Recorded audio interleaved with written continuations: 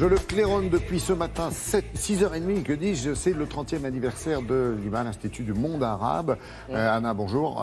Célébration qui finalement fait que vous êtes parti en visiter les coulisses. Mais oui, d'autant plus qu'ils ont décidé pour ces 30 ans de se réoffrir une beauté. Ah, le moucharabier. Exact, le moucharabier, la façade sud, pensée donc il y a 30 ans par Jean Nouvel, qui à l'époque était un petit jeune, choisi par un ministre de la Culture qui lui aussi était relativement un petit jeune, puisqu'il s'agissait de Jack Lang, premier de ces grands chantier qui lui tient donc particulièrement à cœur. C'est d'ailleurs sans doute pour ça aussi qu'il préside l'IMA aujourd'hui, depuis quelques années, 4 ans je crois, 2013.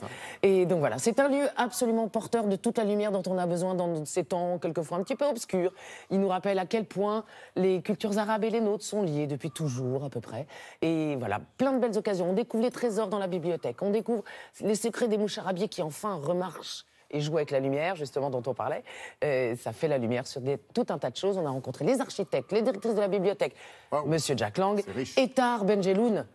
Bien sûr, mais oui, bien sûr, titulaire d'un prix Goncourt, bien sûr, auteur incroyable, mais aussi peintre, figurez-vous. Je vous emmène découvrir ça.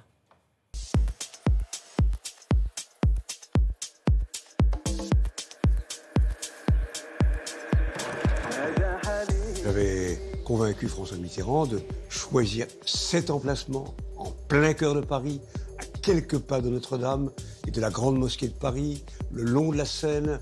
C'est une manière, si vous voulez, de reconnaître pleinement sa valeur universelle à la culture arabe sous toutes ses formes.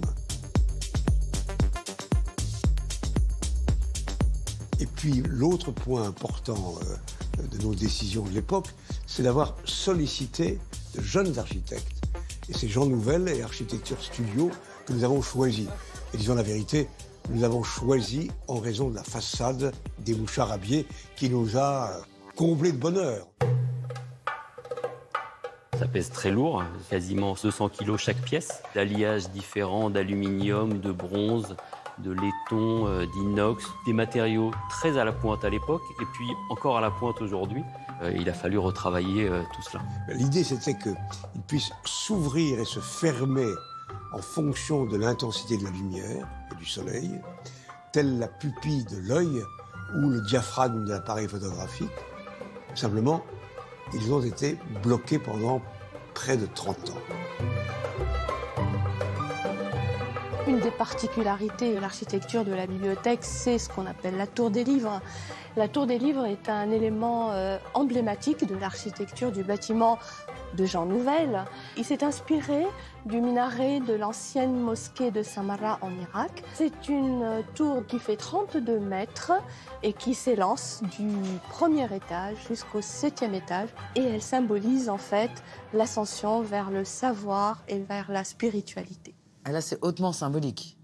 Oui, exactement. Là, c'est hautement symbolique puisqu'il s'agit donc de l'une des plus belles éditions des Mille et une nuits par Mohamed Rassim, qui a mis 8 années entières pour l'illustration de l'intégralité de cette édition des Mille et une nuits.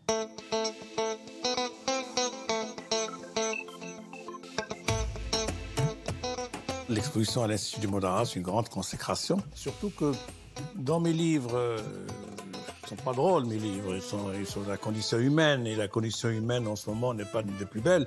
Et dans la peinture, j'essaie de m'approcher de la lumière du monde. Il y a la lumière, il y a le printemps, il y a la danse, il y a les signes qui font n'importe quoi. Il n'y a surtout pas cette volonté de vouloir passer un message dramatique. Il n'y a pas ça. Aujourd'hui, plus que jamais, on a besoin de la lumière pour éclairer les esprits, pour faire reculer les clichés, les préjugés, les fanatismes. 30 ans donc déjà de l'Institut du monde arabe avec une grosse expo dont on a parlé, excellente, celle sur les chrétiens d'Orient. Et puis, très belle initiative aussi, toujours dans cette recherche de lumière. Et il s'agit encore de lumière, puisqu'on va parler vitraux.